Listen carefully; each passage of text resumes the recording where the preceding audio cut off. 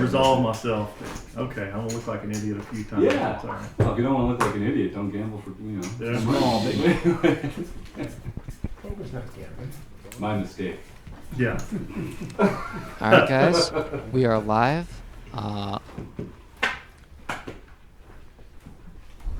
I'm joined here by Nate and Andrew of the Thinking Poker podcast. We're going to need probably one or two hands to get used to switching the cameras. And we've already had a couple hands of action. I think he said he's not using that today. But I'll turn it over to Nate and Andrew right now to give the strategy I while might I want to double check. figure this out. Yeah, hello and welcome to Even better for me. a training session with the Just Hands Poker We do have a folks mock. and the Thinking Poker folks. 7. We are playing a home game here. We have a raise to 7, a call from Rob. We are 3-handed. As you hear our dealer saying, we're going 3 to the flop. Reasonable raising hand, 2 reasonable calling hands. Gordon flops a flush draw. Honda flops middle pair. And he has the initiative as the pre-flop raiser. He's choosing to bet out here. I could imagine going either way here, but his hand is vulnerable to a lot of overcards to the 7. He does have initiative, so there is reason to call here. What do you think, Andrew? Reason to bet here. Reason to bet, yeah. Yeah, no, I agree with that. I think he's going to run into an ace a decent amount of the time, but he has equity against an ace, and I think it's hard for people to continue with less than that, including pocket pairs better than 7. 21. Yeah, so I think it's like it's marginal but good. I don't know that there's really a better way to play the hand. I don't want to check and call. I think. I mean, you're kind of turning the hand into a bluff by betting, but I think that's fine. Like, you do make some better hands fold. You make a lot of hands with equity fold. And 80. Yeah. And I believe the turn went check, or was there a bet and a call on the turn? Fold. I guess there was a bet and a call on the turn. Oh. It's, yeah, so Gordon calls down with the flush draw, bluffs the river, and it gets through. That's a very reasonable hand to bluff with. You can reliably put Honda on a better hand by the time he's put that much action in. Probably can going represent some downhill. hands that will want to value bet the river. So you're dealing with It's plausible. Flush draw, also plausible. You can have usually better it'll be about a 400-pound some better dealer. hands. So a reasonable 1 choice and to 9. bluff that river. I've actually got room. And it Usually I hate works. this seat. I'm somewhat slim, so we're good. So we're playing 1-2. Players have bought in for between $200 and $500. A lot of them chose to get closer to the max bet. So this is a relatively deep stack game, especially because you don't have any of the $60 to $100 stacks that you'll see in a lot of casino 1-2 no limit games. If you're coming from a casino or home game 1-2 no limit background, you might find that this is deeper stacked than a lot of what you're Makes it used to. 21. I like this 3-bet a lot. I was just thinking in John's shoes, what should he do here? I don't think he should be folding very often. I guess we can reveal this. I think John is a more experienced player than most people in this game, so I think he's going to be looking for excuses to get involved in pots pre-flop. I think like a suited ace in position is a hand he's going to be happy to play, and I think ace deuce is a little weak for calling. It's a hand that he's often going to want to play aggressively after the flop to bet draws more. He's going to make draws a lot more often than he makes good made hands. So I think taking the initiative with a hand like this one is good. Giving himself a chance to win the pot pre-flop is good. Tricky decision for Gordon here with pocket nines. I'm curious what you guys think he should do. Yeah, it's very interesting. So he cold called a 3-bet here. He's representing a lot of medium to good pocket pairs, and then maybe a hand like ace queen or even ace king sometimes, and he flops the nuts. This is interesting. I think I would probably call to try to represent a scared overpair. I think it's not plausible that he's going to have a lot of the premium draws, so I think calling's a good choice here. What do you think? I agree with that, and I'm not wild about John's bet, to be honest. I think Gordon's cold calling range is quite strong there to cold call the 3-bet. John does not flop a lot of equity. Yeah, I think if I were John, I would just be check folding the flop. Yeah, and I think Gordon should be calling there since he has very little to protect against in terms of John's range. I don't think John. I think John is going to have a lot more ace high and overpairs in this spot than middling cards that connect with the board. I think the best reason to bet in John's shoes is to plan a multiple barrel bluff against Gordon. He did have two different backdoor draws. He had the backdoor flush draw, backdoor straight draw. I probably would have just shut down on that flop for a lot of reasons, as Andrew discussed. But I do think targeting a weak overpair is a reasonable plan at this depth with somebody who's trying to play well. I think this has a little bit of a tournament feel, or like a World Series of Poker feel, where you get a lot of players who are really trying to play well. They know they're on camera. They don't want to look silly in front of each other.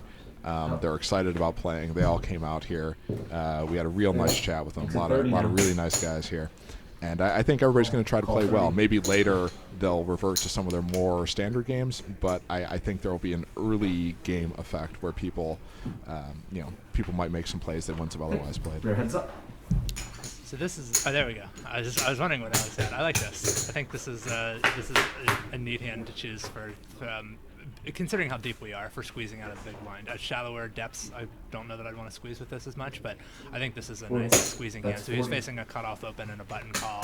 He wakes up with queen 10 suited in the big blind. I think as long as you don't fold, you're not going wrong, but I like his decision to agree that. And how do you like the flop bet? Once it comes queen 9-9, he's flopped a weak top pair hand. He's as a three better. There are reasons to bet, but also reasons to check.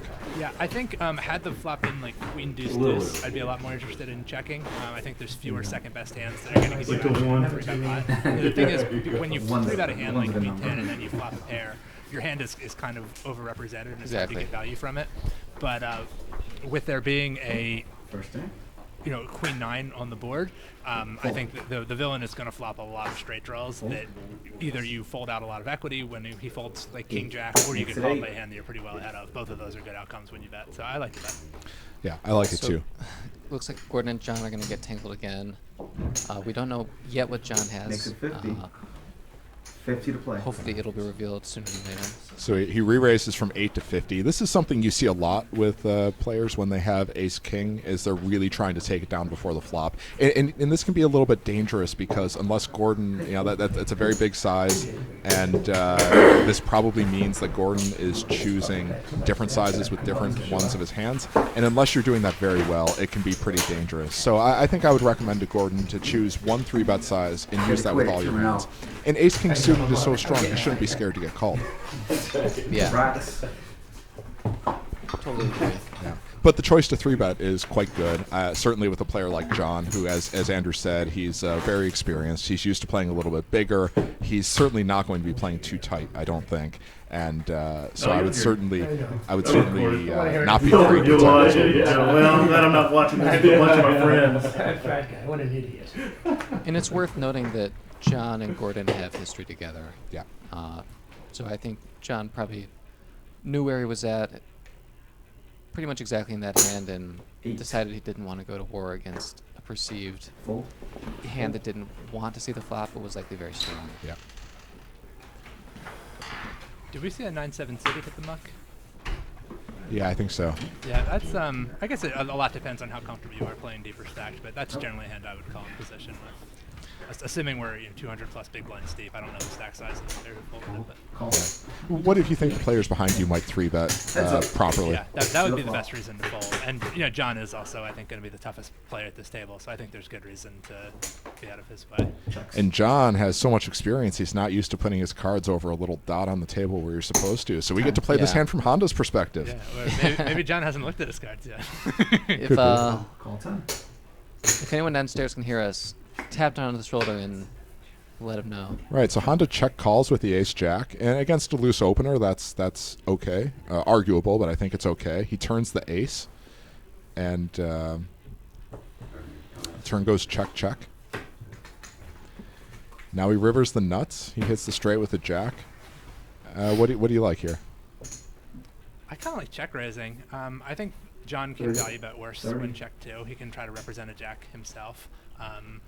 I don't think the check raise gets called very often, but I think John's bluffing range might well be larger than his calling range when you bet out on the river. So I think giving John a chance to bluff could be more desirable, but I imagine you want to be checking and betting a mix of jacks, given that it's a one-card nut sort of hand. That's probably a mixed strategy. Yeah. Yeah, I just think John is going to be playing extremely well against a bet there, and might play a lot.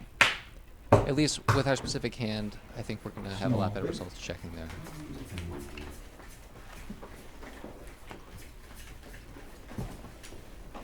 I think the diciest thing in that hand is the flop check call. I agree with you, Nate. The looser John's opening, the more defensible it is. But King Queen X is not really a very good flop for Ace Jack, even though you do have a nut draw. I think there's a lot of King X and Queen X in John's. Even a light opening range has a lot of King X and Queen X in it. Yeah, especially from early position. If it's a button, if it's a late position raise, then you're going to be doing a lot better. Like but check calling 7-5 deuce is very standard. Check calling King Queen X is a little dicier, I think. Yeah, I think that's right. I would standardly check fold, but I think check calling is not a big mistake, and it's very understandable why he did it. All right, so we have a slightly loose open here from Bill, 9-8 offsuit in the hijack. Rob defends the big blind, very good hand, King Queen suited. 3-betting and calling, both okay options. I would call a lot here against an unknown opponent. Rob flops second pair and checks it over to the razor, very reasonable. Also a reasonable continuation bet spot here. He has one of the worst hands in his range, but this hand should be doing this board makes it very appealing to put some pressure on a big blind caller. So the bet makes sense. The call makes equally much sense. And now Rob turns a flush draw to go with his second pair. This makes a lot of things possible. Would either of you choose to lead out here? I probably wouldn't. This seems like a really nice hand to check call again. I don't think, unless we think we can get an ace to fold, then I don't see that much of a reason to lead out. Yeah. And I'm not that confident that we're going to be able to accomplish that, especially since a lot of aces will be 2-pair or have a straight draw. Yeah, I would call what it was Bill with the King Queen of Clubs, right? I think it was Rob. It was Rob. Okay, so I would say what Rob had there was a fantastic bluff catcher, Exactly. Yeah. but not a value hand, and also not a hand that benefited from protection, and as you said, is not likely to make better hands fold. So I think I would just be very happy to check call in his shoes. I think we very well may have seen another bet had he checked. It seemed like even facing the bet, it seemed like Bill was a little on the fence about whether he wanted to try to get tricky with the 9-8. Yeah. So I think there's a very good chance he would have bet again if checked too, and I think Rob probably did miss a bet there, or missed the opportunity to get a bet into the pot by betting. So Yeah, I could see against certain players and certain sizing tells, check raising that kind of hand. If we feel confident a small bet is going to be some sort of weak ace that we could get to fold. But I think that would require a lot more history. Can we take a look at Jim here? He's picked up a premium pre-flop hand. He's flopped an overpair and a flush draw. Let's see here. It's he looks very alert, doesn't he? So John chooses to bet out on this flop with a gutter and with a flush draw. Interesting choice. He probably doesn't mind folding too much if he's raised. So he obviously has a leading range here. He's putting this hand in it. And Jim is just calling. How do you like that call? I like it a lot. I'm really glad that he didn't raise. I think raising, and I think John's range for continuing to a raise is not a range that Queens is going to be in great shape against. But I think that it's just another one of those it's kind of similar to the King Queen of Clubs hand. I think he's got a pretty good pair and a draw, but not a hand that he wants to play a monstrous pot with. And I think there are hands like Queen 10 that are drawing so slim against him. 17's the bet. I was gonna say I So really hope John leads out here. I think it's a really good card for his flop donking range, and I think Jim checked back so quickly that he likely doesn't have the nuts. Unfortunately, he had the second nuts, and so. Nate's excited to see something. I guess with John's hand is a little tricky, I guess, because he doesn't have that much of a range that he's trying to get to fold. Yeah, I think that's right. I think from a physical point of view, it's interesting that Jim, when he faced that bet on the river, the first thing he did was look at his chips. And that's something that I see very few people fake, and it often indicates strength. Maybe not like nutted strength, but it's somebody who's excited to call And usually, if somebody does that and then puts chips into the pot, it's not a bluff. I'm not saying never, but it's a very reliable thing to look for. It's an important piece of information, and we definitely saw it there. So we'll see if he also does it in other situations, but that's something I would pay attention to in the future as an opponent. Toronto, Canada. Wow. What about you? 8. From Boston to Foxwoods empty here. Oh, nice. I'm actually down here visiting in-laws, so it's just worked out. All right, Alex. Yeah. Has this been the standard raise size of the poker table? trip. Exactly. Get away from the in-laws. A lot of 8, yeah, a lot of 8s, some 7. You're a Steelers fan in Toronto? Yeah, that's right. You can blame John, me. with ace king in the small blind, Uh-oh. I think we're going to see a lot of 3-bets here. And Alex opened for +3. I think John will just call. No. Oh, he went for it. Yeah, he went for it. That seems a little ambitious to me against an early position open, especially as deep as we are. This deep, yeah. Yeah, like I think even getting an ace flop, John's having trouble playing the hand for value. In John's shoes, I would just flat here and try to keep more dominated like ace x and queen x. Alex just gave John a nice hard look there. 8 hours? Yeah, 8 9 hours. You know, after throwing in the to bet. Toronto for work like 2 weeks ago. Oh yeah. It's like 45-minute flight. It's so fast. Yeah, it's amazing. Yeah, he looks very comfortable. I mean, I'm sure he's an experienced player. I'm sure he looks like that a lot, but that looks like comfort that is not faked to me. Which doesn't mean it's not light. I was in Montreal. I went to a Canadian. Hard to fake that kind of Maple comfort. Leafs game. Oh, cool. And And it was. I think everyone right was when the so bet went in, oh, go there was a very... I'm like, really? I mean, I'm used to like a Rangers game where you Try know and fight people over are you know fighting. Well, and, Like and before those, the game those guys started. hate each other too. Yeah. So I mean, that's really something. I know. As much as Canadians and Yeah. fans hate each other. Yeah. Sports talk. I can't even imagine it getting worse. You know, people are calming down. We Yeah, had a I think real most of those, real quiet beginning to the game, but now, you know, what's it they used to say at the beginning of the real world when people forget about the cameras and everything gets real? Boston always In the real world portion of the game. doesn't matter how bad or good they are. Makes it 8. A hand, I think, even from early position with deep stacks, Jack 9 suited into the like Alex's decision. Yeah. Does it look like he's maybe looking a little more intensely than he did previously? There's an element of aggression in his posture here that I feel like wasn't there before. It's easy when I can see his cards, so I don't want to make too much of that. But I think it's worth noting, and it's certainly something I'd be thinking about if I were his opponent. So what do you think about Honda laying down We're gonna start up in position Manhattan. there? I It's a caught fintech that. I think startup. against an early position open, that's pretty Clients like defensible. banks. I would probably call with it, but I don't hate it. How do you feel I about a agree. 3-bet if you think that he might be getting a little bit out of line from early position? Yeah, reasonable. I mean, it's one of those like the best hands you're folding are often good 3-betting hands. Yeah, I think that's right. And you have, of course, you have blockers to good hands there. And again, if Honda's standard 3-bet size is going to be to 50, I wouldn't. Yeah, that wasn't Honda. That was Gordon. that was Gordon. Yeah. Right. And yeah, it's one of those hands where it seems like the equities of all the decisions run pretty close. There's an old joke from Limit Hold'em that there are 3 things you can do with King Queen under the gun, and they're all wrong. And, and here, you know, Honda had 3 options with King Queen. They were all right. I don't think you're allowed to. No.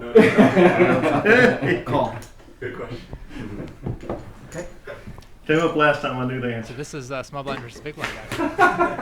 I like open limping here. I think in the chopped like past 2 it times used to and be sort of Jack comes storming people out. were afraid to open limping. I think we've moved away from that. As a Turn around and storm I back. think that's Yeah, I think that's right. Especially deep stacked. I'd rather not inflate the pot without a reason. I was doing that a lot against you last night, Andrew. Yeah. Yes, you are. And I don't regret it. What do you have right now? Somehow that strategy went out the window when it wasn't What's the deal with implemented. the add-ons? I had different goals there. It's, So you know. right now, That was more the psychological warfare portion of the evening. evening. Yeah. Five buying. Am I allowed to buy now to largest stack on the table? Yeah, you can go. Yeah, whatever that is. Yeah, you can top off to 500 or to. I think he's a big fan. Yeah, no, I just wanted to make sure. So I'll wait till the hand's over. So right now Gordon has 645, so you could buy it for 645. Okay. Fold. There's a live pro Gordon move. and Honda. Covering the table, John. He's making that clear. Okay. There's Honda's. Yep. Yeah, I'm still folding. Good fold, Honda. Yeah. Oh. So, I didn't have to look at what do you them think? all. I don't know why it didn't. John, probably feeling pretty confident to cover the table, folding king nine That'd be offsuit great. I have it with me. in that seat. Yeah, I would do that a lot. I think it's Yeah, I think at he this was step it just hijacked, doesn't play right? well. Yeah. Yeah. Yeah, I like that fold. Partly he might have been in a hurry to go buy his chips. I don't know if that played into the decision, but yeah, I would open king 10. Yeah, and I think that's reasonable. 645, I think. Small. Oh, And especially because a lot of the reason he's eager to play deep is to play pots in position, and he's probably not going to be doing that if he opens king nine. He's got, I mean, he might be, but he also might 338, I not be. think. Okay, so let's just add on 300, okay? Hang on 1 second, hold your action. Hold the action? Yeah. Yeah, just 1 second. Hold on. We need to add that amount. This gives an opportunity to talk about Jim's under the gun decision with ace four of spades. Folding is obviously defensible. I do think for a deep stacked game, suited aces, especially the wheel aces, go up in value a fair bit. Yeah. I think raising here would also be defensible, but depending on his level of comfort playing deep and whatnot, I mean, you're certainly not giving up much. It makes you feel proud. You know what I would do with his spot, with his hand in his spot right now at this table? Limp. I would have a limping range here. John the lawyer, very strong player. We got some players behind me that would like to raise. At this depth, I think it is just fine to have an early position limping range, then divide that into limp folding, limp calling, limp re-raising. I don't think there's any shame in that at all. And I also think that that makes hands like ace-4 suited even more playable. We've It got looks like Alex picks up ace king. Raising a 3-bet in front of him. How do you like that sizing, Jack? Looking at 70 to call. I like that sizing. I think it could probably be a little bit bigger. Out of position, I'm normally thinking like 3.5, 4x, and with button moves. Thank you. oh yeah. So Nate just pointed out that the three the three better was pretty short. So Nate, what are you suggesting? Oh, I think that it makes sense for that size as a 3-bet. I might even go a little bit smaller because the original raiser is not getting a great price, and you're putting a lot of pressure on the 3-better either way. And with ace king, you're happy with all the action you can get. But I would probably in that spot have a 3-betting size with all my hands. That's a little bit smaller, maybe like 85 or 90. What do you think, Andrew? So we're talking about 4-bet here. Sorry, 4-bet. Yeah, Yes. 4-bet. Yeah, I agree. I think you might even go smaller than that. I think with a hand like ace king, even if we only make it like 75, Makes it 8. we are offering a good price to the 3-better. But I also think the pot is going to be so large relative to his stack that we can probably just commit on almost any flop anyway. And I think he's mostly going to be making a decision for a stack, even if we only go to 75. I don't know that there are that many hands that are calling 75 but folding to 85 or something. Yeah. And then we just kind of minimize our exposure to the original raiser. The next level So of we have technology is aces green light when it reads and we give you green light up that he there. still could, continue to hand. You hear that, Tony? Fold. We have Trying to ace help you king. here, man. We actually want to fold if the original raiser decides to 5-bet. Yeah, that's right. If we make it 75 and the original raiser ships for 500, I think I would fold. Yeah, I think that's right. I think that it also depends on the range you think that the 3-better is 3-betting, and that's obvious, but specifically a hand like Queen 10 suited, which some people, as we've seen, will choose to put in the 3-betting range, that's a hand that might have a real hard time folding for 45 more without the big implied odds worries that a high card hand will often have against a 4-bet, and that's a hand you would like to fold other things out of position. Yeah, I agree. When I was suggesting a larger sizing, I was thinking that we were still deep. Sure. In which case, I think you have to factor in both bets into your sizing rather than choose maybe if 3x is your standard sizing, but you're 4-betting over an open and 4-bet. You should bump it up. Yeah, I absolutely agree, and I think that that's really part of the fun of playing a live no-limit game. Online you get a lot of games where everybody has about the same stacks, but here the stack sizes are going to vary a lot, and a lot of the money in a deep stack game comes from playing properly against other deep stacks, but also with a mind to how that affects how the short stacks can play, and that's where a lot of the really fun decisions come in. I expect to really enjoy seeing how our players adapt to that. So Honda defends the big blind here with 10-8 offsuit. How do you feel about that? Against the 3x open, I would like it a lot better. Against the 4x open, the pot odds he's getting aren't so great. I would be folding that in his shoes, but it's close. I don't think he's giving up a whole lot by calling here. If he plays very well after the flop, then there's going to be a lot of tricky spots like this one, where there's a gutter and potentially 2 live cards, but it can be difficult to realize his equity. Yeah. So it seems like he chose to check call the flop, which I think is fine, but I think like donk betting or check raising are also defensible options, and this is what I mean when I say comfortable post flop. I mean you need to be willing to at least consider all those options. Yeah, I think that's right. And he looks very interested in the flop. He looks a little bit more attentive than he did previously. And again, I can see his cards don't. I'm not pretending to be clairvoyant here, but he almost looked a little bit too interested in that board, like he was trying to buy a free card or something. And he did only have a gut shot. I think probably check calling the flop with the plan to check fold a blank turn is not a great plan on that flop. And I'm speaking as a sinner here who knows that sin very well. But I would probably either fold the flop or have a devious plan at least sometimes. And what do you think about that double barrel? Diamonds will be I like over. it a lot. I think that king is a card that's quite unlikely to help the player who called the flop, and there's a lot, especially given that he's a big blind caller who could have hands like 10-8 offsuit. I think he has a lot of hands that connect weakly with that flop that are going to have trouble, taking the second barrel. I think it was a great spot to bet It's again. at 7. Fold.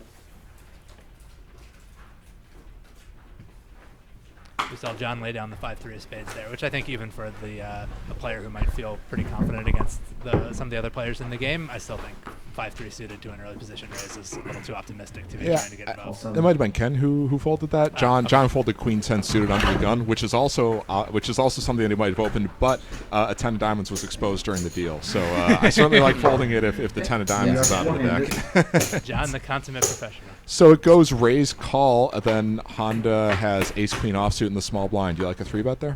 Against an under the gun 2 open, it's close. I could see it going either way. Check. Okay, he's furrowing his brow here. He wasn't doing that before, and you don't always know what it means, but you should definitely be paying attention to it.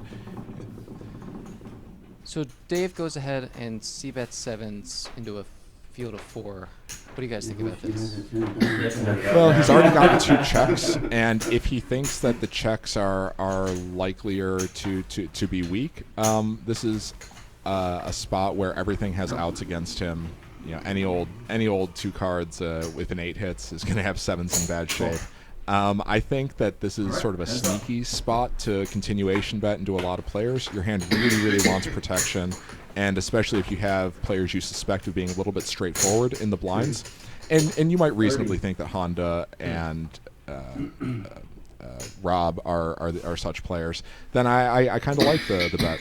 You also block some hands that'll give you trouble, that some of the straight draws that you don't want to get raised by. I like the sizing on the bet in particular, that 12 into 28, less than half of the pot. I think if you're going to be betting a hand like pocket 7s, you're betting a pretty depolarized range. 75. And you're choosing a smaller sizing for that, where, as you said, a lot of the value is coming more from I didn't put you on the 10 of from, diamonds.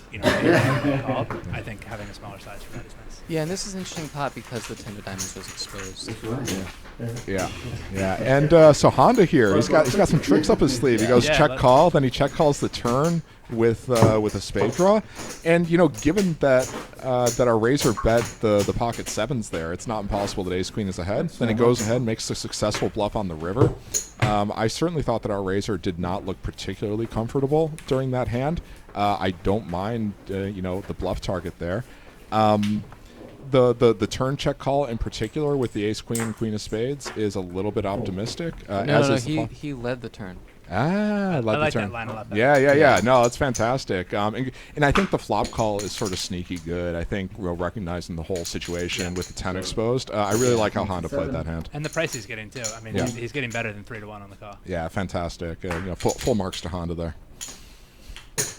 Call 7. So. I thought Blammo. John wakes up with kings in the big blind. Real We're quick, raising a what call. do you think about Rob flatting in the Raise to small blind 35. with 6-5 Too loose. I agree. And it gets a lot worse deep with the offsuit hand. And the toughest player at the table in the big blind. Yeah. Fold. with kings? Yeah. He could call it out. Darn it, Rob. How didn't you know John had kings? I don't know. But he does not compound his error. I think that's a psychological strength of Rob's there that he just showed. There are players who, when the action's back on them there, will say, oh, I made a mistake calling the first time around, and will think that they have to make something happen to sort of make up for it, and will. I'm raising my hand right now. I'm not. Okay, I'm looking at Andrew, but I will say, if I see a flop with a hand that I should not have, the likelihood that I will attempt to run a big bluff on that flop is so weird. yeah. So I think making a mistake for $5 is not great, but not compounding that mistake for tens and tens more dollars is really strong and will serve him very well over his poker career. I thought we almost had a under the gun straddle, Mostly on the but it highway, was so just a I mistake. don't have to actually turn my brain on much. All right. Card. Oh, my ball. Alex, something on +3, opens Jack 8 suited. Probably at the bottom of your opening range there, but I like it. Yeah, it could go either way. I would probably fold, but opening can't be bad. Too bad. Call 7. And I certainly wouldn't fold with the king jack suited from the small blind. I think 3-betting and calling are both okay. Yeah. I like the call specifically because of hands like Jack 8 and Alex range. That when you call, you keep those dominated hands in. When you 3-bet, the Jack 8 probably folds, and the Ace Jack and the Ace King don't fold, and you just end up in reverse domination. Is John smiling? Kind of looks like he's John smiling. John is smirking right now. Could it be because he has the nuts?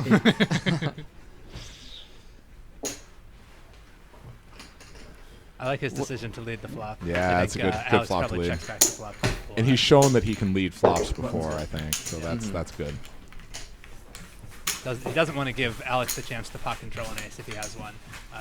He can just kind of bet 3 streets and give Alex some decisions with the top pair. And that's a really great point. We're assuming here that John doesn't know too much about Alex's opening range yet, but against either a tight or a looser opening range, there are really great reasons to lead out there with the nut flush.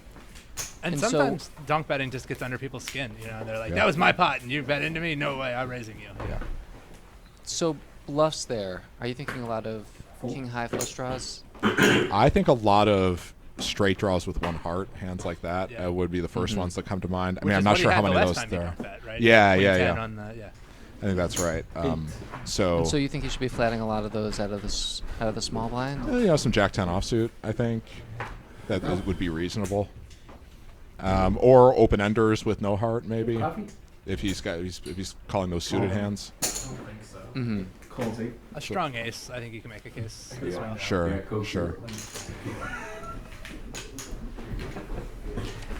So you got mixers.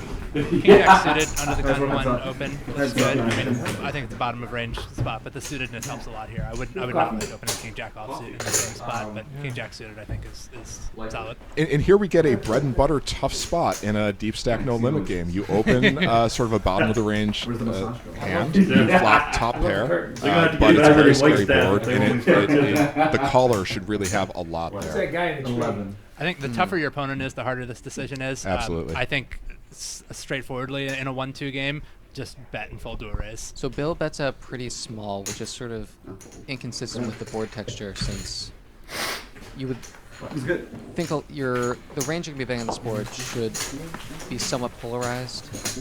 I would think. What about 11 into 19? 11 into I 19. think Oh yeah, the 30 counts. Yeah, the 30 counted the 11. Then I like that better. Yeah. This is interesting. From a theory point of view, I think that this might be a spot where the original raiser should check his whole range because the caller should have a lot of sets and more straights. I think that, again, assumes a tougher opponent, though. I Sure. think that, I don't know what assumptions he's making about his opponents here, but I think typically in a 1-2 game, I would just expect to get called by a lot of hands that I'm ahead of and expect to be able to comfortably fold to a raise. Yeah, I absolutely agree. But I think that as your own confidence in your early position play maybe goes down a little bit, or as your opponents get tougher, I think it's something worth bearing in mind. I think it's a place to revise some old-fashioned thoughts about initiative and aggression. Okay, heads up. Okay, and here we get like a pretty aggressive call. You just sort of slam the 2 chips in the middle. I think sometimes this can indicate a slightly weaker hand. Checks. We had Gordon open to $10 on the button. That was 15. Yeah, Yeah. it's big. It's a big open. Larger. Bit too big. Yeah. And for Ken, do you like flatting this hand as opposed to 3-betting? You know, button first big blind, obviously we're going to be a little bit more polarized with our like 3-bets, and I think 5-4 against a standard opening size would probably fall more into the call range, but I think against that sizing, you know, we're defending a lot tighter, and so I think 5-4 suited might be best as a 3-bet. Or I don't forget about folding either. It is Yeah. 5 high, and I think that this deep, the times when you make straight under straight and flush under flush matter a lot more.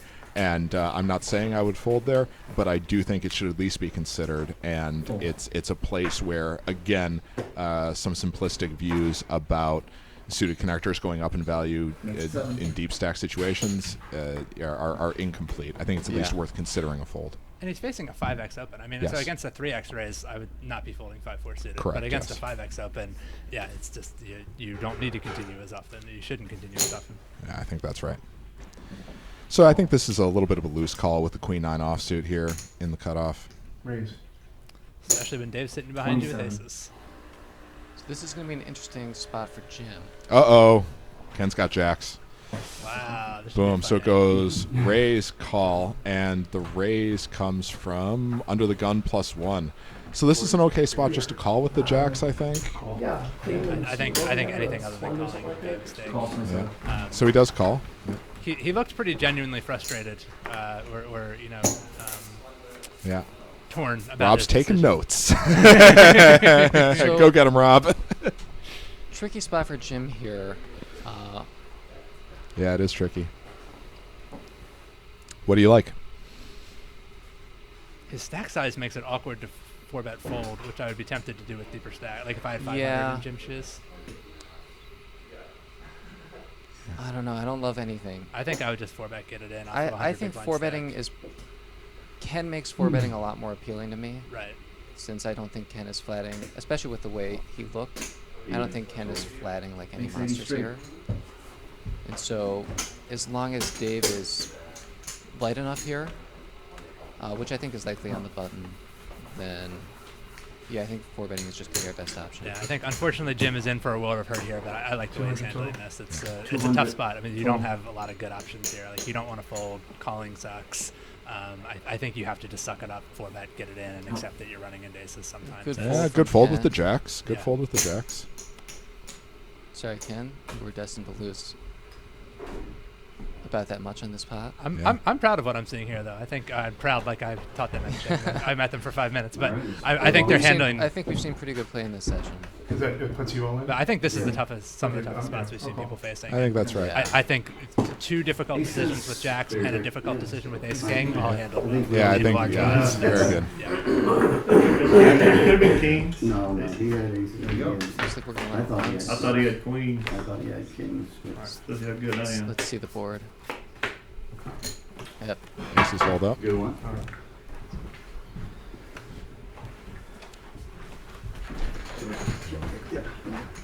It's a rough hand for Team Canada.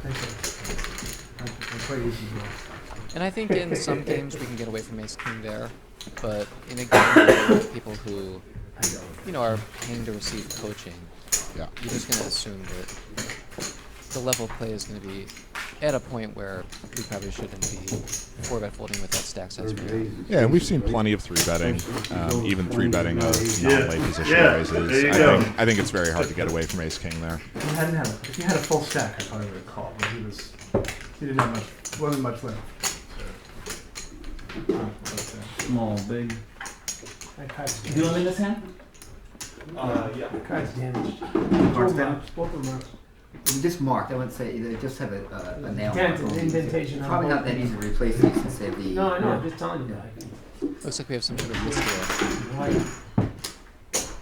Yeah, it seems to be a nail mark on one of the cards. Is it a black 6 or a black 10? I can Oh, I see, yeah. Fold milk and real sugar, not A lot of them might have it. Do we have all that? Oh, yeah, actually. Exactly. We have I think that's the that. chip. I think they all have that. Oh, really? Look, Okay. yeah, that's the I mean, I chip. don't think anything's going on anyway, but I just thought I'd let you know. Yeah. Ask Tony. What happened?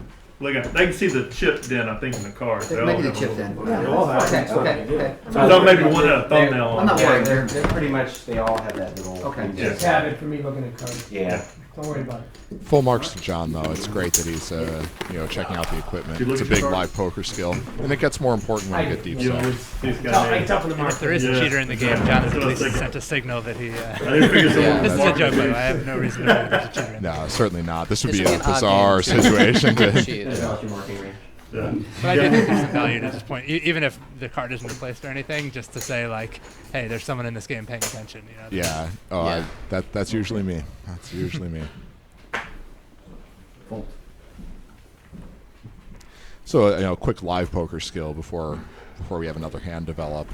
If there's a situation where you don't want to leave the game, but you're a little bit worried about the equipment, you can get a bigger card protector. You can conceal the cards with your hand, and you can work to quickly gather up the cards when they're dealt to you, and that can really eliminate any edge that an improperly observant opponent might have. Again, sometimes the best choice will be to leave, but in this situation where there's no real worry about a cheater, it's just a good idea to conceal the cards and do something like that. Gordon's open with ace-7 offsuit from the hijack. I would say a little ambitious, especially with deeper stacks. These raggy ace hands. I know hijack feels like late position, but you've still got 4 players behind you. 2 of them have position on you. I would just let it go in his shoes. And That's sure right. enough, he does run into a strong hand. And I think this is a pattern in Gordon's play. A very experienced player. I think maybe he has a little more tournament experience. For some reason, he seems to be maybe overvaluing the offsuit aces in a cash game, especially in a deep I would stack guess cash that's game. a matter of not having. So this is where you're living now? Yeah. That's why you're here in New York? No, I was between. And I would also not be varying his pre-flop open size. So he made it 8 that time. He's made it 10 before. Unless he's doing it strictly by position, I wouldn't do that. Yeah, sorry about that. Small, but Yeah, great. There's a man after my own heart, though. He's looking for any way to get his coffee during the game. Tables and not really thinking, so. sure. Yeah. Much respect. Thank you. Pleasure. There's a big tip in it for you later. Oh, okay. Sorry. All right, so this is a little bit loose. Queen Jack offsuit You under feel the that right gun. there? How's it feel? I would just fold. A little faster. And Call 7. we'll see how this turns out for him. I think they read better when you don't move them. I You just have a sit call there. with the ace-3 suited. They're deep enough, $500 deep. I would not be eager to fold. I think calling is a fine option. He's got No, pretty that's decent all right. position as well. If I'm Last time under I the gun 3, I Played might this, just fold. we But got talking. I made some hijack. joke about fat girls needing love too. And Bill thought about it there Oh with the my king God, nine my suited dog. on the button. I think that can be a surprisingly good hand to 3-bet sometimes. Yeah. I wouldn't Yeah, hate a 3-bet. I don't love a call, but if he was Yeah. thinking about 3-betting, that's something I would have been doing too.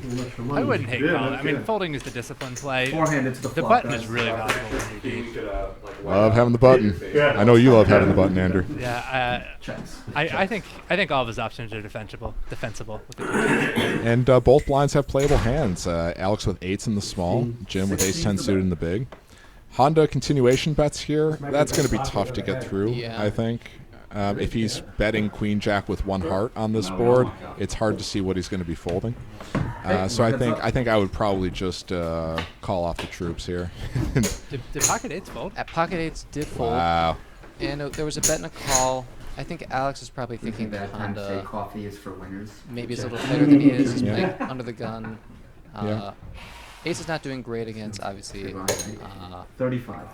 Honda's value range here. Yeah. And out of position with two players in the pot, I don't hate the fold. Now I think that's a good disciplined fold to a bet and a call at this Yeah, depth. You're in a actually, reverse implied I missed spot. that there had been a call in front. Yeah. Yeah. That's a very solid disciplined fold. I really like that. Call. And if you're going to bet the queen jack, you should probably bet when the queen comes. Checks. Checks. Yeah, queen. Queen's up. Check. Good hand. Would you bluff with the ace-3 on the river there when you spike the pair? Button's good. I wouldn't. No. I think after Honda check calls the turn, Did Honda check call the turn? I thought He he did, let yes. us. Yeah. Okay, he check called. Check Then called. Yeah. I think once he check calls the turn, he's probably not folding river that much, and you're not in a very good position yourself to represent a queen or better. Yeah. So it's Once going to in have a a very while. narrow value range. I think Nah, it's easy to go overboard bluffing. Yeah. I think that's right. Yeah, you're exactly I think even right. if it did go Honda bets C3's name is Jim, right? Or I'm sorry. No, that wasn't Jim. Whoever had ace 3. C3, if Honda bets C3 calls the turn, I still probably am checking back the river. Dave. Makes it 7. Sorry, Dave. Nice hand. Like how you played it on every street. In. So he's opening the 5s. I like that too. The ace-10 offsuit. Fold, call, 3-bet. Fold. Could see a lot of reasons for doing a lot of things there.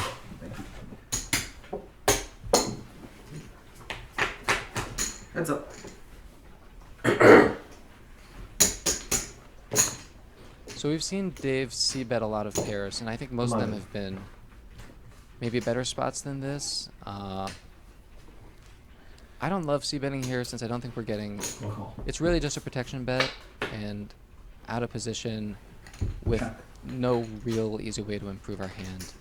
I think we should maybe check calling one straight or even I think just check folding, yeah. The problem is not only do you run into King X and 10X where you're drawing almost dead, but even hands like Queen Jack, Ace Queen, Ace Jack, possibly Jack 9 and Queen 9, probably not folding the flop, and they're in very good shape against you. They've got plenty of equity, and they're going to be in position against you. They can bluff you on later streets. It's very hard to realize the equity you have with pocket 5s. Yeah, I think I do make that bet sometimes if I think I have good control over my opponent.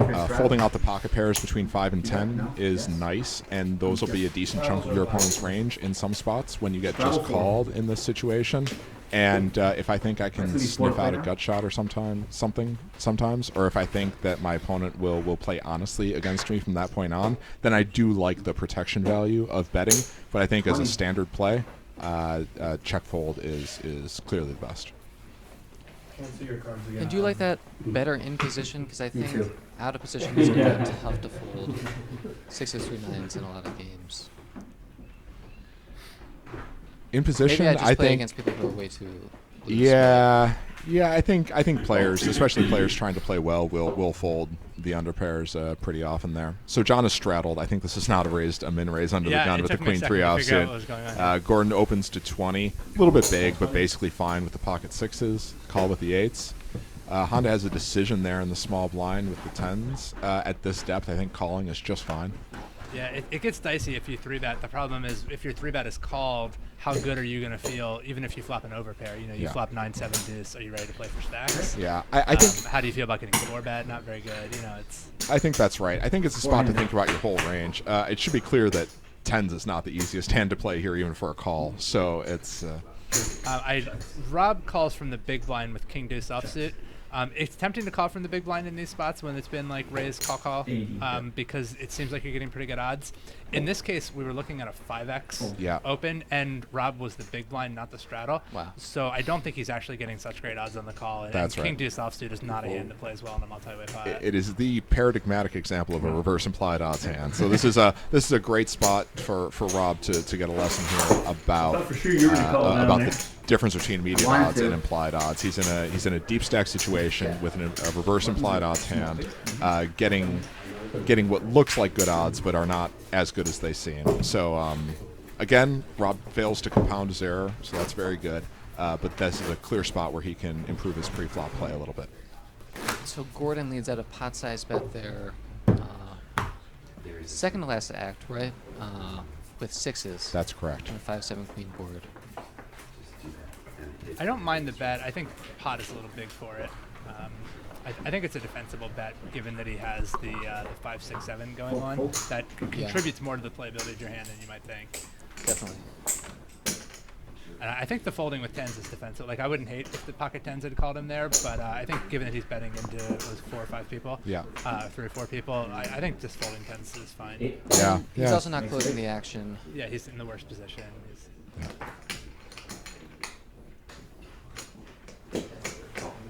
Call 8. King 9 suited in the hijack, bottom of range, but fine. Yeah. Ace Queen suited, cut off. I think I like calling him better than 3-bet. I think both are defensible. Off of Jim's stack, calling more. The deeper you get, the more you're sort of 3-betting the value of your position in addition to the value of your hand. That's right. Just a 100 big blind stack, I think it's a good play. So Alex continues here with the top pair weak kicker, and he bets close to pot. I think that's it's a little bit big. He's going to be in trouble if he gets called here.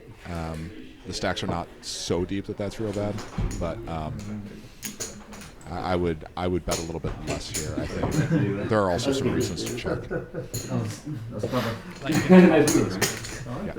I think there's a lot of semi-bluffing kind of stuff Alex can have here. So even second pair is. I wouldn't recommend that Alex bet a lot of dominated middle pairs. So I don't think he should have a lot of dominated queen X in his range, but I still think there's plenty of semi-bluffs that you want to be calling with ace queen for sure. Yeah, I agree. And I think one thing we didn't mention about Alex's bet is that I think a big part of the reason that you might want to check a hand like this is even though I think it's going to be a plus EV value bet against Jim's flatting range and the cutoff, we want to have some strong hands that check, and I think our top pair, weaker kicker, and we established that King 9 is our weakest king here. We're going to want to check some of those because I think they're going to be more profitable as a bluff catcher, potentially, and also we're going to want to protect our checks. Yeah, I think that's right. I got a very important question. Which of us wants to be the floor man in the next 3 minutes You can still here? see me okay, right? I'm kind of getting into the groove of So not handling you. this. Yeah. Yeah, and I think you can Okay, fantastic. So we're taking shifts here, announcing. It's a 4-hour session. You're going to get 3 out of the 4 of us for each of the 4 hours, and then the 4th will be the floor person for that hour. So Andrew, you're going to miss Andrew for the next hour, but you're going to gain Zach Rice next. So very good either way. And Andrew, if you have some spare time, I would love a water. Yeah, there's no holes in the. You can't get you got any spring clips? There's a big tip waiting for you. You don't use clothespins anymore. By the way, I'm busy praising everybody else. Jack, you're doing a fantastic job with the camera here. So Thank you. Nice work. I want to make sure I get the camera right, so the strategy might be a little off first. You've heard me mention things like stack sizes, which tend to be an important detail in poker. So we've got Bill opening jacks under the gun too. Obviously we want to be doing that. I think Rob's call, especially against an early position open, is not great.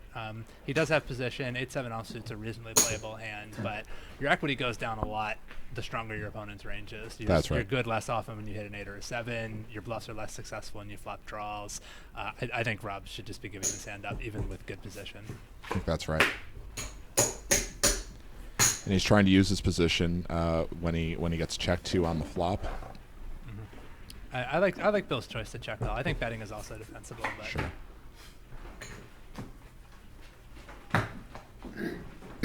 Yeah, I think Rob's flop bet is fine. I think giving up turn is fine. You just don't have great options when you have so many weak hands in your range. You can't bluff all of them, and it's part of why you just don't want to see the flop with so many weak hands. Yep. And I think we're going to see Bill go for a value bet here.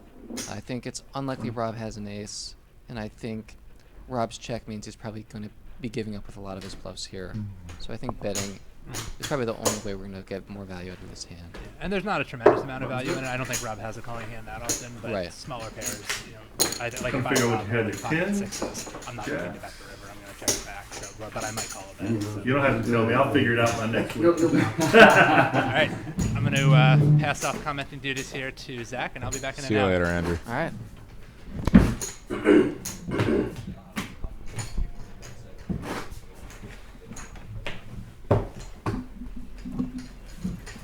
All right. Oh, okay. It was like a 2-hour break. So there will not be a 2-hour break. If There will not be a 2-hour break. There will be what in snooker we would call a mid-session interval. Snooker. Love snooker. We're almost in snooker world championship season. There you go. It's fantastic. Is that a televised event, or do you have to stream it? It's somewhere? streamed, but it's very cheap. It's great television. So I would open here with Honda's 9-8 suited in later position. And I think it's in the hijack. I don't like having any kind of range. I think we're best off just keeping our whole range together. Yeah, and I think Rob's raise here is a little bit big. Raise it to 17 over 2. I agree.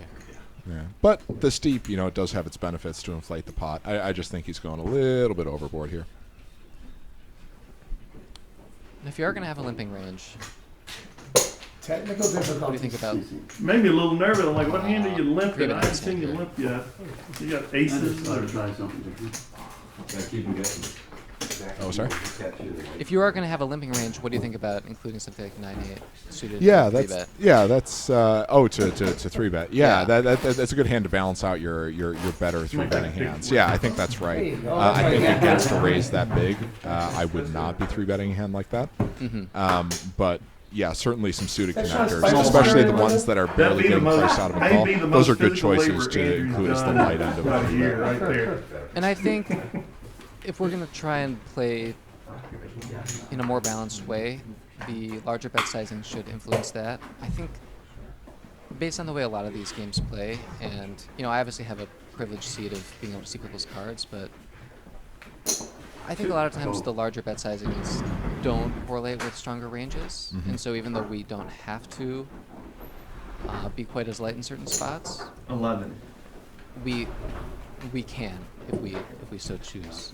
Yeah, that's right. I think in that spot, though, Rob has put some money into a few pots. He hasn't gotten money out of as many pots. I'm not sure I'd be looking to run a bluff on that player. Yeah, and I think that's really wise. Yeah.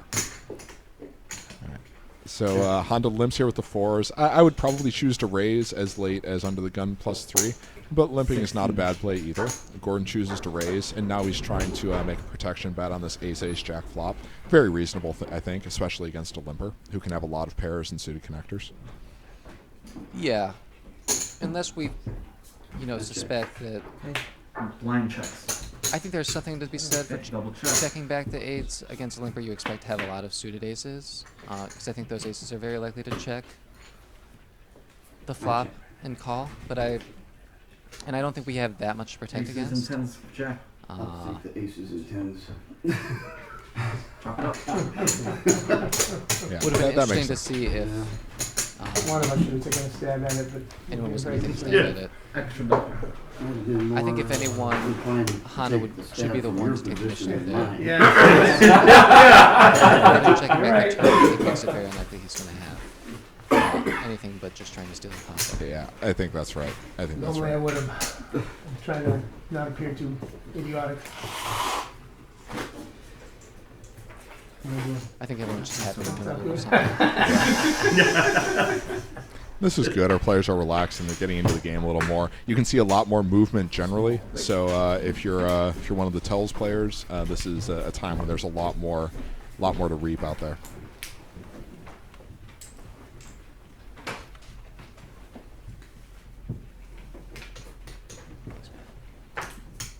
All right, the waters have arrived. We've got Zach Resnick in the house. Oh, Looks like John opens to 8 queens in the hijack. Gordon calls with the Jack-10 offsuit. That's a little light, but against a later position raise with deep stacks is a lot more defensible. We have a smallish 3-bet here on the button. It's an interesting choice. Ace-Jack. I would probably either call or re-raise a little bit bigger. Yeah, I like 3-betting this hand on the button, since we have an ace blocker and we're not super happy to just call. That being said, I agree. With the flat caller in between, I definitely like 3-betting to a larger size if we're going to 3-bet. Yeah, I certainly see your reasons for 3-betting, but I do think that you said we're not super happy to call. I think in a lot of 1-2 games, that's very accurate. I think maybe in this 1-2 game with John opening a lot and a slightly looser caller calling, Ace-Jack is a primo hand in position, and I think calling is pretty fantastic, actually. Okay. That John, 3-bets, and that it gives him a chance to get away from the hand too when John 4-bets.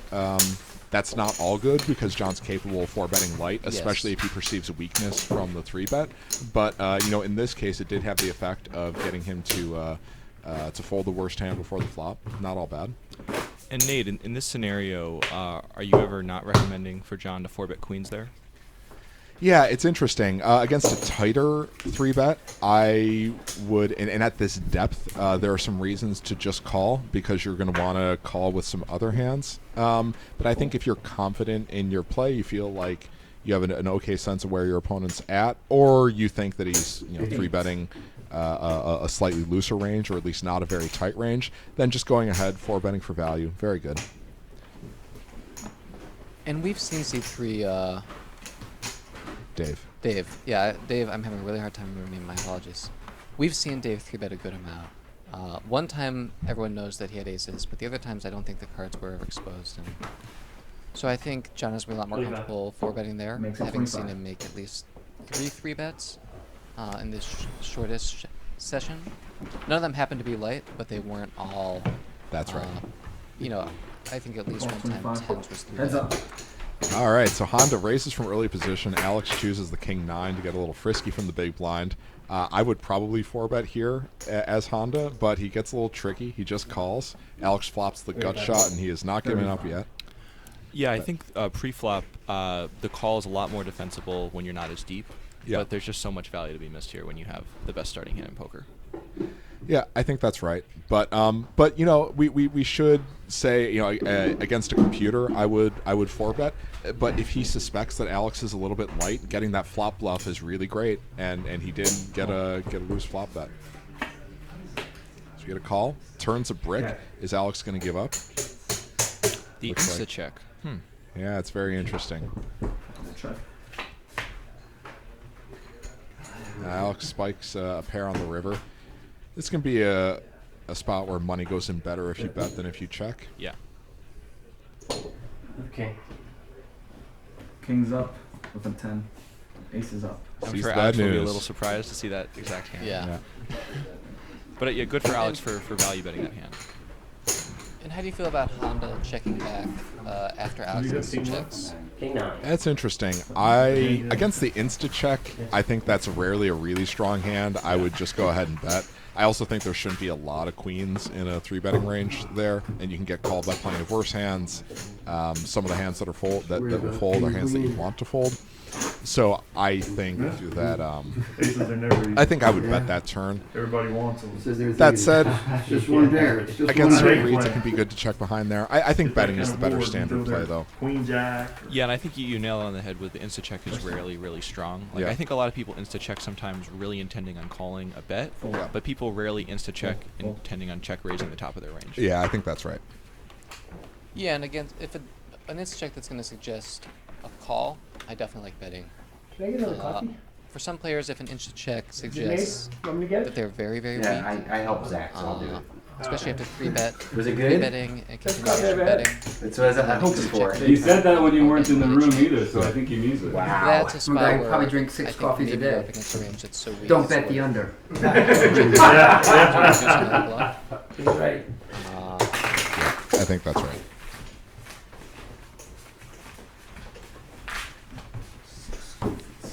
But I don't think you can go wrong betting. And against some players, you're not going to induce another bluff. Yep. So these graphics are much better than the last time. It seems like some updated software here. It's pretty cool. Yeah, fantastic. The staff here is doing a fantastic job. Great Thank job. you, Tony. Tremendous. Tremendous. His work is being more and more understood. You know, no, but really, Ben, really A+ job here by Tony. All right, Gordon makes a very loose open. Yeah, that's loose. That's a hand that's better off in the muck. Yeah. Dave makes another 3-bet to be expected, considering his 3-betting frequency thus far and his holdings. I would make it a little bit more this deep, especially I think Gordon is not going to be over-folding this spot, so I would make it more for value. Probably just make it 30. And yeah, something to consider here is I think when we're a little bit shorter, I'm always 3-betting this hand, but I think when you have a suited ace-king, there could be some value in flatting and over-flushing and over-straighting people. Yeah, I think that's right. So you know what we just said about the Insta-check? We just got an Insta-bet here from Dave, and that was weak. And it looked like he was planning to bet. Again, I haven't played 100 hours with Dave, but this looks like a strong means weak thing. And I would recommend using more similar sizing with his weaker and stronger flop bets. Do you like, so Gordon flops an open-ended straight draw there. Do you like a flop raise? I do like a flop raise.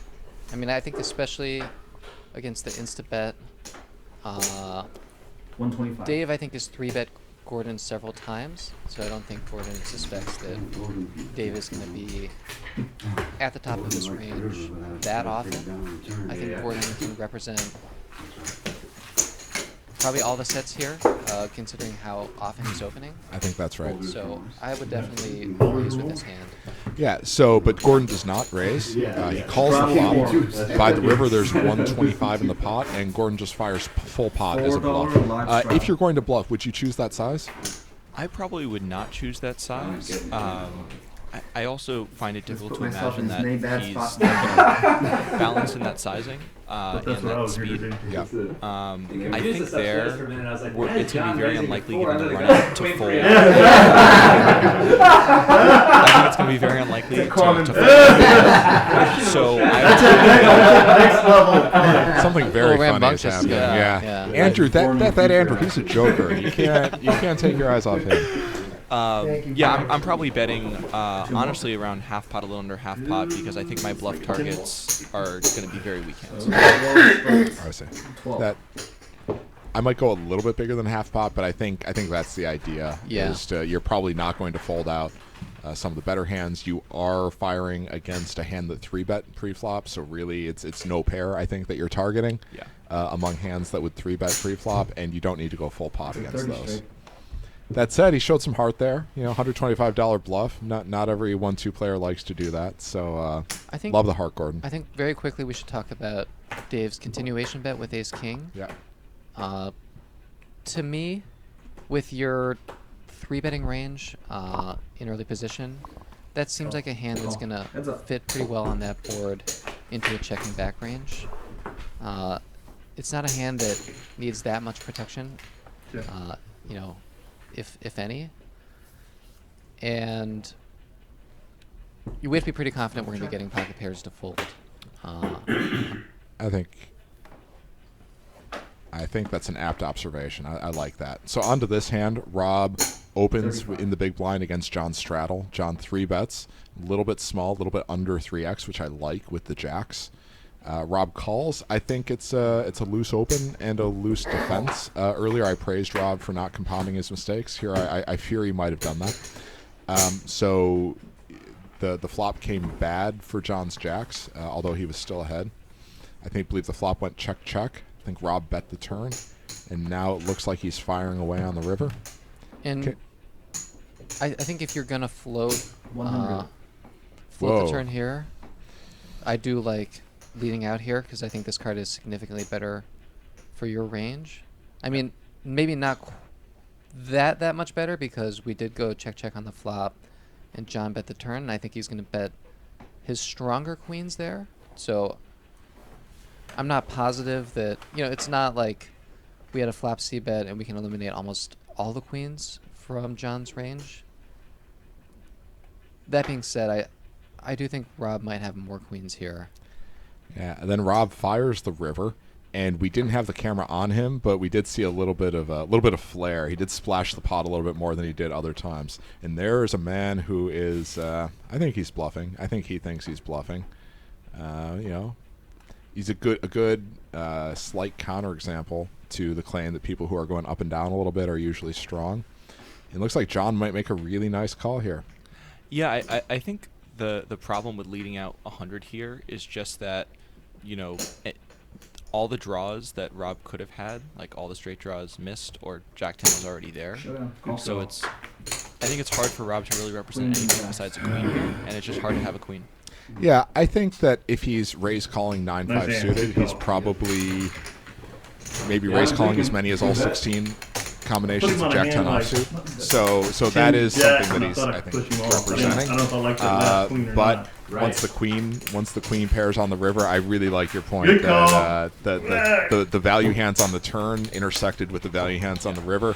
Not that many of them. The 100 looks a little bit bluffy. He didn't look very comfortable either. I'm not an expert on the Rob the Rob body language here.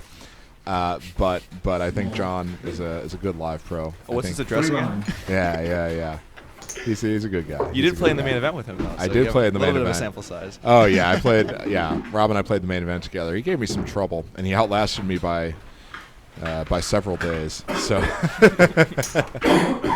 yeah, but I do think that is a case where Rob compounded some pre-flop errors a little bit, and I think it's also a case where John's smaller 3-bet sizing induced his opponent to conflate immediate odds with implied odds, and it worked out really well for him. So that's Rob, very thoughtful player, very experienced player. I think if he takes a lesson about thinking about implied odds a little bit more, I think he'll improve his game a lot. So yeah, John makes a little bit of a loose call in the big blind here, but I'm guessing John's feeling like he has a good read on Rob, on his play, on his body language, and with the stacked up in position can call an additional 4 big blinds profitably. And again, Rob stuck his hand pretty far out over the line there. It was a little more aggressive bet than we sometimes see. That bet looks a little bit more like a continuation bet than some other betting motions do. And I'm not surprised that John is not making a low fold with his second pair.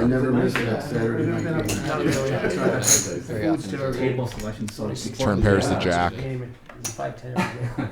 This lady's been playing her whole life, and I said, "Why did you call? You only had 3 outs." She said, "I don't know how to count outs." I live in Mohegan. All right, so the turn pairs the jack. Rob checks. Looks like John's going to try to protect his 7 here. He could also get value from worse hands. Looks like he bet 11. First guy bets. I mean, I walked through it, it looks like he's going around. Either 11 or 35, depending whether that's blue or green there on the table. Yeah, I was going to say that, like, I definitely like the 11 more than the 35. But for like, I think Mohegan is a nice place to sit. The amount that I hits the 3 on the river for a ball. And I said, "Why did you never call it?" And he said, "Well, I have it." 27. Oh, we were off. Ah, so it was green, white, white.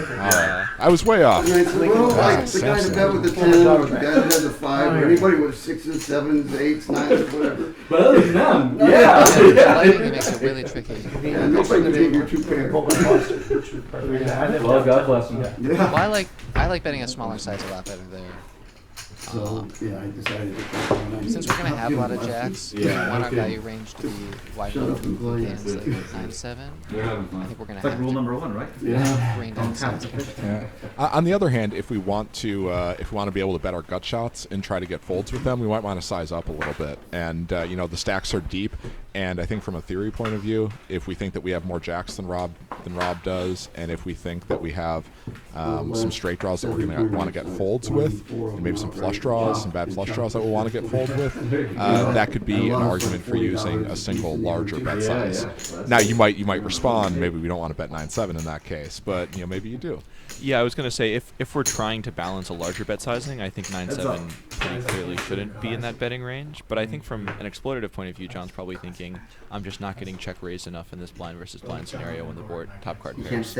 I'm not so sure it's not correct from a theory point of view to bet the 9-7. I think it's close. I think you're right, but at this depth, we can weight our value bets with more. We can weight our bluffs with more value bets. We can use more bluffs per value bet, and since we have plenty of bluffs and a lot of value hands, I'm not so unsure that 9-7 doesn't belong in the value range. I still prefer it in a smaller sizing, and I think that we can get a lot of our fold equity on the river. No, actually, hand them back there and let him look at it. So from an exploitive point of view, you'd prefer to use multiple bet sizes, is what you're saying? Since I think we have such a range advantage. Actually, they could see what the cards were. They just couldn't believe it. They can't be right. They can't be right. Bet potentially using 1 or 2 bet sizings on the river that at least one of them will likely be larger. That's interesting. I think that's that's a great thing to think through. I think in a deep stack no limit game, when you have position, when you have the range advantage, I like to go for the knockout punch. Use the big bet size, get a lot of bluffs working, get big value with your value hands. That's my approach. But I think you present a good argument. And what's particularly important is the multi-street thinking that you just applied, and it's not so much choosing one or the other, but coordinating your strategy across streets. Yeah, and part of the reason I also like betting small is that I think with our value hands, No, kidding. Rob's just not likely to have a whole lot to call with. Cup zero. I'm not sure Rob is going to be slowing down with all of his overpairs. Zero. They said we I were don't gonna see Rob have a meal. checking I jack. figured it's probably noodles. I think a lot of the value targets are going to prefer to call a small bet. So Honda raises here with a mystery hand. Raise. Okay. Quarter. John is 25. 3-betting the button here with another mystery hand.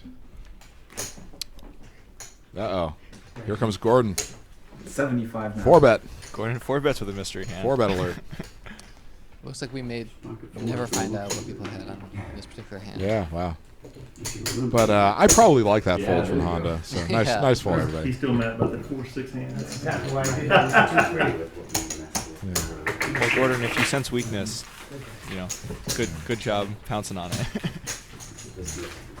And we can see Nick on screen. Nick is operating, That's it. operating the iPad. Hopefully he is aware that we're not getting these hands. So If it Glenn, goes on you, much longer, we might have to send someone down. Yep. I don't think it is. Nate being close Bill? to the door, I think Yeah. is the likely candidate. I'm texting Andrew. Still hard feelings over. The advantages of technology. Not really. You and I will. It was bad officiating. There's no doubt about it. Maybe. Maybe. I have hard feelings over the Super Bowl. They did fall apart in a second. And if we're not going to be seeing anyone's Oh, I cards, I mean think it ours. might be a good time to. No, I know. limit Oh, these yeah, really yeah, early yeah, and yeah. really They fell apart in both seconds. That fell apart. Seems right. I will run downstairs then and try to get a handle on the situation. So you guys can hold down the fort here so I All get right, back. we will still commentate on the action of what we think is happening. Yeah. We know Gordon made a very big I one know. raise, bigger than he's made in the past. They maximized the opportunity when they were ahead, so. Regardless And- of whether it was a touchdown or not. Try. They, We have I'll two always remember calls. that look on Roethlisberger's face when he's coming out of this. So he looks up like, huh? So I think against Gordon's larger raise size, if Dave and Ken I are always like to see Seahawks. picking up on that, they should be calling a little bit tighter, especially Dave in the small I'm always blind. conflicted when two teams I like are in the Super And Bowl. Dave I like leads betting out. against one better. you can't be For- like, oh man. Yeah. And it looks like This is Ken no easy raised trick. to Yeah. 50. We're going to take a small We 2-minute have a break. quick First of all, fold. Take this chip, put them on I your think it chair, checked around on the and you flop, get- and then Dave let up on the turn, and then Ken raised the turn. So looks like there's a break going With on. that Super Bowl. All right. I actually like the idea of passing. Tony, our all-star executive producer here, is aware of the problem. He's going to fix it. I'm gonna put mine up here. Players can get a stretch. Yeah. Yeah, Stretch too. I would have Yeah. loved to see a rollout. See you soon. Take the chips off the table. I'll do this. Put them on your chair Well, you can put them back here. or wherever. Might be safer there. Oh, sorry about that. You guys want to see the inner workings of this monster?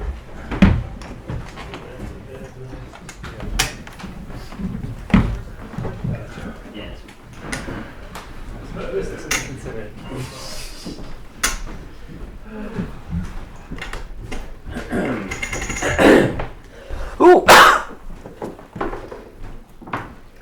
Nate, did you get to see this with Matt Durkee at all? Is this your first time watching what they came Yeah, up with? we had the same thing, similar stuff. I didn't see as much of the behind the scenes stuff. I knew there was someone on an iPad, but I couldn't see what exactly he was doing. So now I'm looking over his shoulder. It's Pretty cool. yeah, it's really neat. We're good. And we can be upstairs like every minutes. I was thinking of doing an Really cool audio setup. check now because we already got out. Okay, sure. Make sure. Yeah, it's amazing how professional this stuff looks on like the output that we have up there that's going out on the screen. Yeah. Like, it looks like what you see on TV, but it's Yes. you see 7 to call and all that. It's so cool, right? Yeah, It's it's really. really- It's not live streaming. No. Recording. But since we last did Tony's update on the software, and now it doesn't just say that, but it also says like the action. too. So like, That's even an upgrade from the Greg Rainer. Yeah, and this upgrade from ESPN graphics as well. Because I mean, when it heads up, it says like seat 7 checks. This player bet 50. Which is helpful because the three of us trying to comment on a hand, we're usually a street behind. So we're like, anyways, we're done talking about the pre-flop action. You guys are on the turn, and we're like, so what do we think about that continuation bet now that we're? Oh, I see.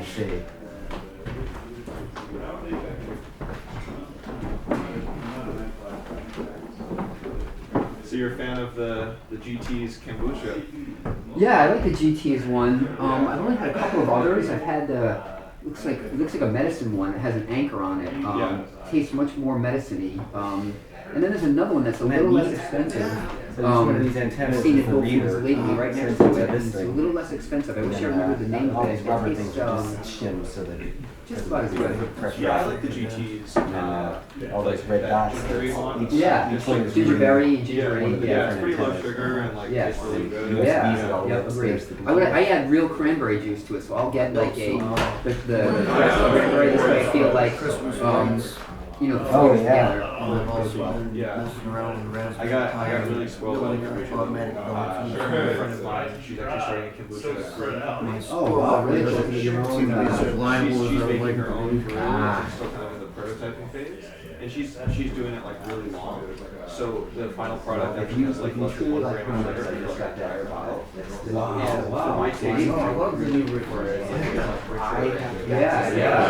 cool. I've never heard that she's doing that. I also prefer the one that they sell in the Whole Foods, like over 21. If you go to different areas, I can't tell where they're from. But the real kombucha, they had GTs for a while.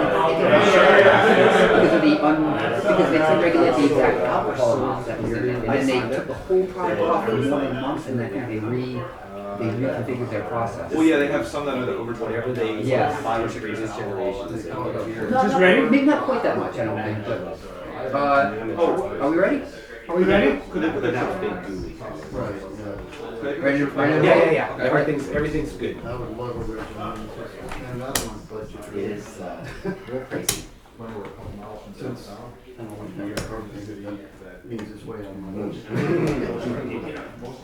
We'll give it nothing ever comes out.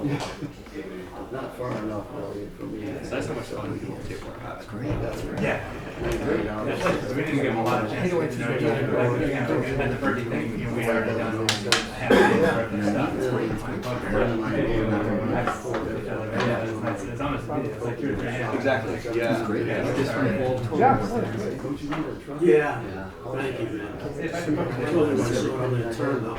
I was like, oh, these guys are came out of the turn. I told this ready. Are we gonna play? You know. Yeah. Somehow I ended up with 6,000 miles and 17. Nah, I didn't have a sorry to interrupt. When we do the audio, so get back. Oh yeah. So I didn't really see. Yeah. I own a little. And 3 bet. I got another guy to play. I mean, Let's do it. oh no, I'm sorry. I called the 3 bet. Now you're sleeping over tonight, the hill too, right? Yeah. We thought everyone would do the right thing. Yeah. All right. We Good. can loan you some money when we get back. A lot of people. There's plenty in my box if you want to. Yeah.